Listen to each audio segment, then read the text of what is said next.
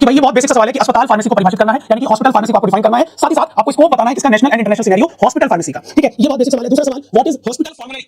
अक्सर पूछा जाता है, describe the procedure for development and use of hospital formulary, यानी कि अस्पताल फॉर्मूलरी क्या है, अस्पताल फॉर्मूलरी के विकास और उपयोग की प्रक्रिया का वर्णन करें। ये सवाल बहुत रिपीटेड है, ठीक है, और काफी बच्चों को सवाल है कि सर ये सवाल आप बताएंगे सॉल्यूशन कहां पर मिलेंगे। देखिएगा, समय आपके पास अगर एग्जाम में है 10 12 दिन 15 दिन है तो मैं आपको ये बुक रिकमेंड करूंगा, मिशन बीटीयूपी, इसके अंदर सारी चीजें मिल जाएंगी, डिटेल में एक्सप्लेनेशन। और अगर समय आपके पास कम है तो इसी बुक का ई-बुक फार्मेसी इंडिया ऐप पर अवेलेबल है। वैसे ये जो बुक है तीनों प्लेटफॉर्म पर अवेलेबल है, फ्लिपकार्ट, अमेज़न, मीशो, ठीक है, बट इसी का ई-बुक फॉर्मेट यानी कि पीडीएफ फॉर्म में आपको फार्मेसी इंडिया मोबाइल ऐप पर मिल जाएगी। कैसे? आपको डाउनलोड करना है फार्मेसी इंडिया मोबाइल ऐप, ठीक है, डाउनलोड करना है, ठीक है, उसी के बाद आपको स्टोर ऑप्शन पर जाना है।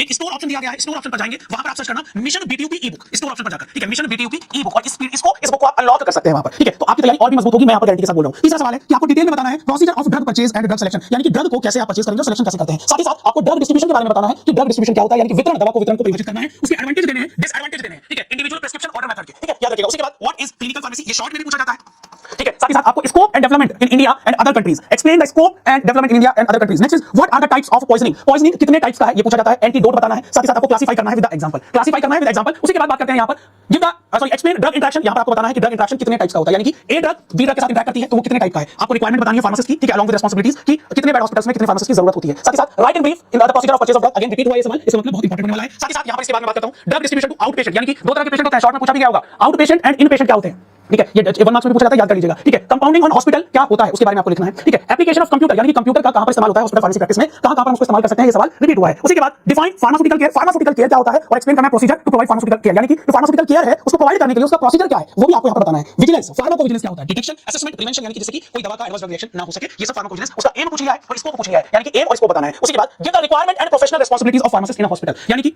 फार्मासिस्ट की क्या-क्या नैतिकता जिम्मेदारी है, ठीक है, और कितने फार्मासिस्ट आपको हॉस्पिटल में चाहिए, कितने बेड के, ये सब इसमें वर्णन करना है। उसी के बाद है brief function and objective of pharmacy therapeutic committee, यहां पर आपको फंक्शन बताने हैं और उद्देश्य बताना है। पीटीसी का फुल फॉर्म बन जाती है कि पीटीसी की फुल फॉर्म क्या है, ठीक है, ये सवाल बन जाता है। फार्मेसी थेरेप्यूटिक कमेटी, फार्मेसी चिकित्सीय समिति के कार्यों और उद्देश्यों का संक्षिप्त वर्णन कीजिए। उसी के बाद what is inventory control, inventory control का क्या मतलब है और आपको इंपॉर्टेंस बताना है इन्वेंटरी कंट्रोल का, यानी कि इन्वेंटरी कंट्रोल का इंपॉर्टेंस क्या है ये बोलना, इन्वेंटरी नियंत्रण क्या है, इन्वेंटरी नियंत्रण का महत्व बताइए। साथ ही साथ describe the application, same question repeat हुआ है हॉस्पिटल फार्मेसी प्रैक्टिस में, ठीक है। उसके बाद क्लिनिकल फार्मेसी स्कोप पूछ लिया है, यहां पर वहां पर क्लिनिकल फार्मेसी के साथ कोई और दूसरा सवाल था, यहां पर उसका स्कोप पूछ लिया है कि आखिरकार क्लिनिकल फार्मेसी का स्कोप क्या है। साथ ही साथ right about medication history of the patient, ठीक है, मेडिकेशन हिस्ट्री ऑफ पेशेंट के बारे में आपको यहां पर बताना है। मेडिकेशन हिस्ट्री यानी कि भाई, ठीक है, कोई पेशेंट है, ठीक है, उसको आज से 2 साल पहले कौन सी बीमारी थी, वो कौन सी दवाओं पे चल रहा था, ये सब मेडिकेशन हिस्ट्री में ही आता है, ठीक है। एक्सप्लेन वेरियस स्ट्रेटजीज, ठीक है, कौन-कौन सी स्ट्रेटजीज हैं जिसके थ्रू मेडिकेशन यानी कि दवा जो रणनीति है मेडिकेशन की उसमें जो एरर होते हैं उनको कम किया जा सकता है, ठीक है, बोलना explain various strategies to minimise medication error. साथ ही साथ डिस्कस द ऑब्जेक्टिव, उद्देश्य बताना है, भूमिका बतानी है, जिम्मेदारी बतानी है of infection control committee, of infection control committee. अच्छा, एक सवाल मैं आपको बता दूं, देखिए लॉन्ग क्वेश्चन का मतलब ये नहीं है कि आप कॉपी पेस्ट भर के आ जाए, ठीक है, मैं आपको बता दूं फ्लो चार्ट्स को बहुत अच्छे से इस्तेमाल करना है हर एग्जाम में, ठीक है। एग्जामिनर के पास इतना समय नहीं होता है कि वो आपकी थ्योरी पढ़े, ठीक है, आपकी थ्योरी पढ़े, तो कुछ इस तरीके से फ्लो चार्ट्स बनाकर रखेंगे तो एग्जामिनर को कॉपी अट्रैक्टिव लगेगी, जिससे आपकी तैयारी और भी मजबूत होगी। साथ ही साथ यहां पर पूछा what are the categories of drug list,